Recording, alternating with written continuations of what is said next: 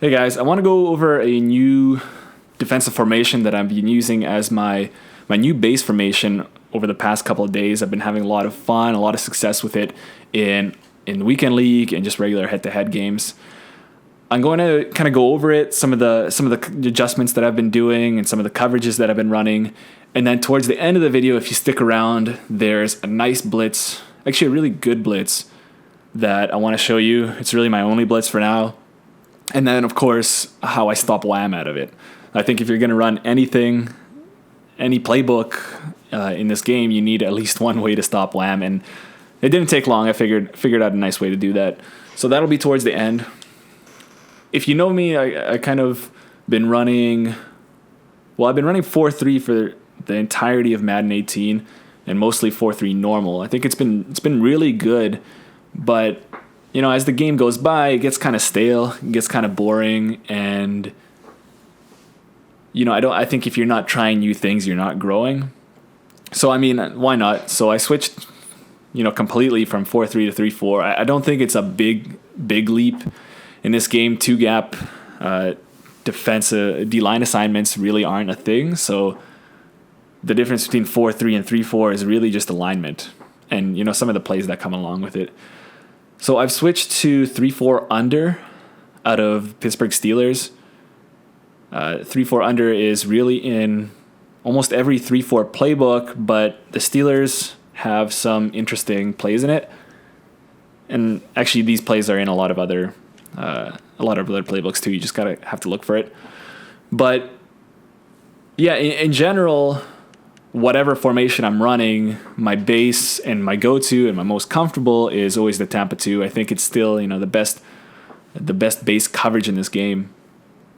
But I want to start mixing in other coverages, and I want to do it without any tells. I want to do some really good disguising, and I think this is the best formation to disguise your looks. So you'd come out in the Tampa 2, and then you have cover 3, cover 1, and cover 4 all with show 2 looks.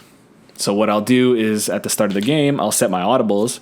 So I have cover 3, cover 1, cover 2, and cover 4 that I can switch between without doing any changes in alignments. So what that'll look like is something like this. So cover 2 here. And then if I want to go to cover 3, very little movement. If I want to go to cover 1, very little movement. Cover 4, very little movement. So you see, I always have 2 high safeties, which I've always preferred to single high. And your cornerbacks are always 5 yards away from the wide receivers. So if you're coming up against somebody that really likes to pass the ball and is really quite good at making reads, I think this will make it tougher for them because there's nothing they can tell from the pre-snap read. So what that does is just adds a little bit of extra time to their post-snap read. So they have to spend a little bit more time and a little bit more energy on that. And though it's not a huge deal looking at it play by play, but over time, I think just the law of averages, making it a bit harder for your opponent is gonna help you out. And then from there, you can mix, split field coverages in. So you can make a cover 6, really. You don't have to come out and cover 6. You can just make that yourself. Something like that. And then we can work in different blitzes and I'll get into that. But what I like about the 3-4 is that I can choose any of these middle linebackers and put them in that deep third. So whether you like to user this guy or you like to user this guy, you have options there. I'm always on this middle linebacker. So no matter what I switch to, I'm going to have pretty much the same assignment. And then I will always put this defensive end on a spy. So in my ultimate team, he has... he's a player that has really high block shed against the run and then a lot of speed to chase down the quarterback if they scramble. So he's going to be good in the run game, and then he's also going to, I think he averages something like 2 sacks a game for me. So I just wait for the quarterback to kind of leave the pocket, and then send him. And he's really fast. He's going to get there and, force a bad throw, or he's going to get that sack. So I like that a lot. And then your nose tackle here, his alignment is interesting. He ends up getting a lot of nice block sheds just because where he is. And I think this formation in general gets you a lot of block sheds and is really good against the run. I think partly because you have 5 guys here on the line of scrimmage and 5 guys that are, have high block shed. But just from, what I've seen so far, I think my run game has improved just by straight up switching. And then, of course, I still have, the highest block shedders I can get here at the cornerback position. I'll even put safeties down there. I don't really care. Put this guy in a deep blue, and I'm ready to rock. So this, you kind of have a bigger area you need to cover, but you're safe against deep threats. You're pretty good against the outsides. Actually, I think you're really good against the outside. And then it's really just a matter of how good you are as a user over the middle. So yeah, I like that a lot. And then you have the cover 3, which you can, go into your cloud flats. And what I like about the cover 3 is that it's a buzz cover 3. So the safety is not going to be a flat defender. He's right over the middle here. So the reason why I like this is because I think most people, though it's not totally different, I think most people are going to expect that for him to drop there. I think it's just another added layer of confusion in disguise. And then you have the cover 1, which is actually pretty decent. So I think a lot of good players are starting to go to the cover 1. It's not something you're going to run a lot, but it's something that you're going to sprinkle in now and then. So when your opponent has some zone beating combination ready to beat your zone coverage, you've been running cover 2 for the past 3 plays, and then you hit them with this, and maybe they don't have a good man route to beat that. So that's where I like to have that in there. And then all you need to do is just outside shade. And that'll help against any slant routes or anything like that. What I like about this, other than the fact that I can switch to it without giving any tell to the opponent, is that it's really the least of the worst of both worlds. So if you're running cover 1 press, you're right up in the face of the receiver, but a lot of the time they can just burn you at that line and go for a 1-play touchdown, And then regular cover 1, you're like way out here. I think you're just too far away to make a decent play on the ball. I think this is a sweet spot because you can get your hands on the receiver to slow down their release and to really make things difficult for them, but also you're safe. You're not going to get beat over the top. And then you have, if your free safety here is 91 zone coverage, he's in this weird 3 receiver hook zone, and he's almost like another user. He's pretty aggressive. He's going to jump on any slants or drags or anything like that, and he can come out of nowhere and make a play. He's done that a lot, and I think a lot of people are starting to know that. It's really really good zone, really underrated. The only problem is that if you don't want to move around your user, like you could switch to this deep zone and be an aggressive deep third. But then if your opponent has identifier, they'll see that and they'll say, okay, there's a good chance he's on cover 1. Unless, of course, that's what you're doing anyway. Say if you're cover 4 and you're a safety user. But anyway, you can still be on this guy. You can just change it up a bit. You can divert the assignment to your outside linebacker here, or you can just kind of let him free and just kind of keep an eye on him, say if he's on a swing route, but then break on anything in this area. It's kind of up to you. So it's not the most sound defense, that's for sure. But I think it's just like a blitz. It's good at the right spots. And what's great about it is you can bring it in without telling your opponent. So anyway, with outside release, it kind of looks... I'll show you how it works here. You see, even if they get that throw in, that safety's there ready to make the tackle. And slants are man killers. You see that?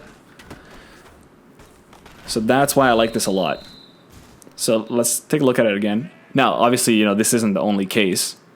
There's other routes. But what happened here, let's take a look at the right side. He got totally locked up. Totally locked up. On the right side, he beat his man. He beat his man, but the safety was there. And he made a play on the ball. So yeah, definitely work that in if you're going to do something like this. Actually, I think it's in some nickel playbooks. That would be the best. Because I mean, if you're coming up against 3 wide receiver and 4 wide receiver, then you know you're outmatched. You're gonna have an outside linebacker, a middle linebacker on them, and it's gonna be tough. So I think the cover 1 show 2 is in some of those lighter sets like nickel and dime that I would like to try out too. But anyway, so yeah, there's that. I wanted to say one more thing about this, and I don't think I have it. Anyway, yeah, then you have cover 4, which I'll really only work in if I want to stop inside runs better, so just to get more support from the safeties. And then of course I'll just go clouds here, but I won't do it too much. So it looks something like that, or you could even do something like this.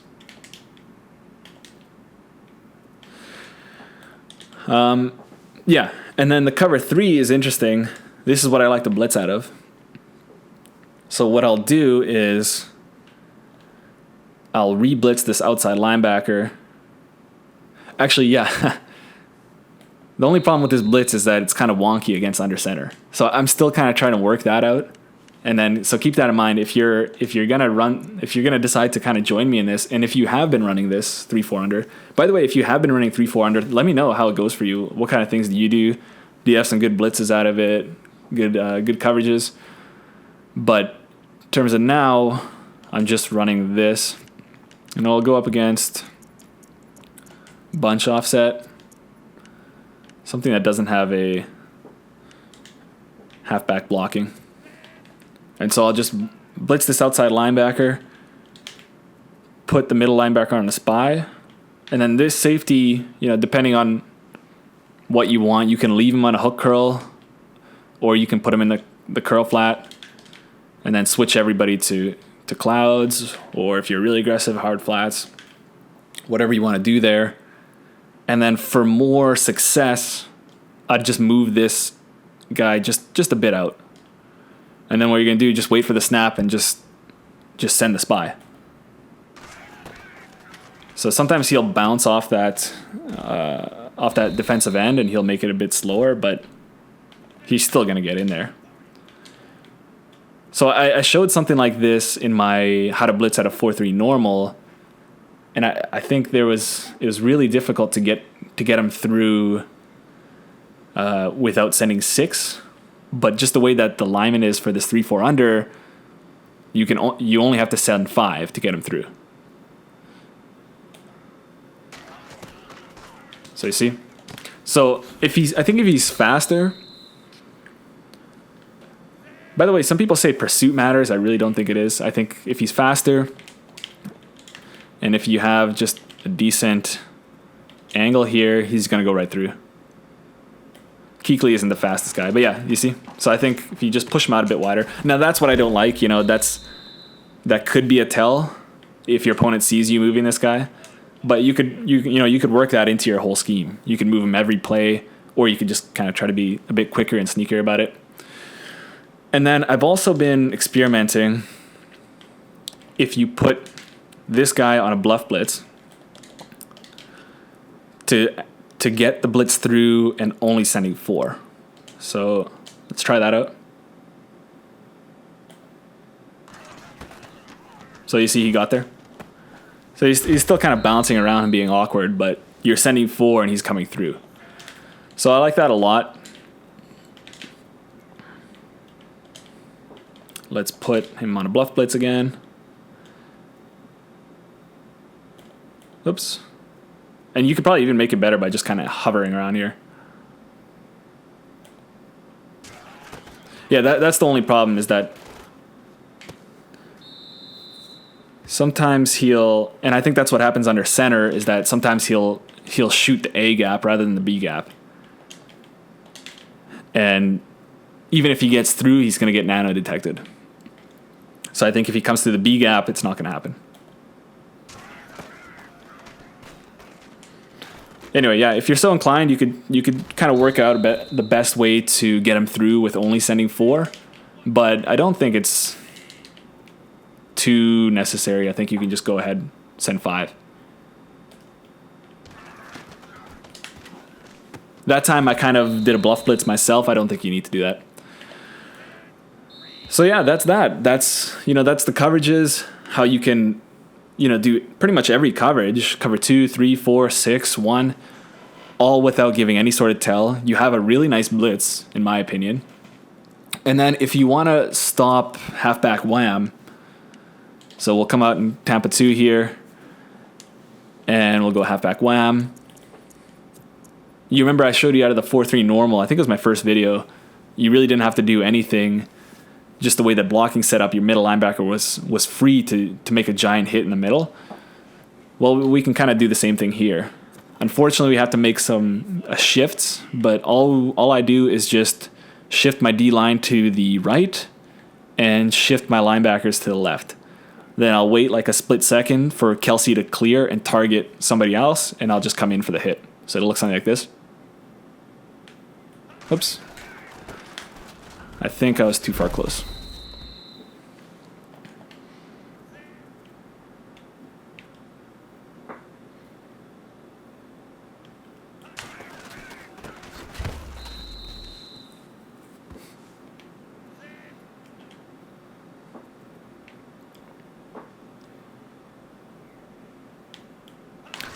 So just like that. So you want to kind of hide behind your defensive end here. Why do I always do this?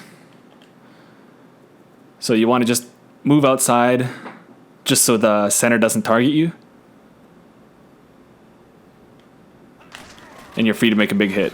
If you got a big hitter there, you got yourself a good chance of forcing a fumble and a turnover. So I'll show that one more time.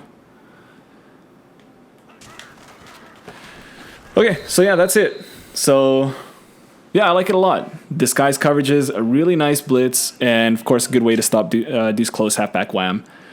Let me know if you guys have been using this. Let me know, what kind of things you do, and try it out for yourself. See how it works for you. I'm going to keep developing this. This is still kind of new for me. I'm going to see, what personnel works a bit better for me, and then working some different blitzes and different coverages behind that. And I'm going to have some fun with it. Okay, so we'll see you in the next one.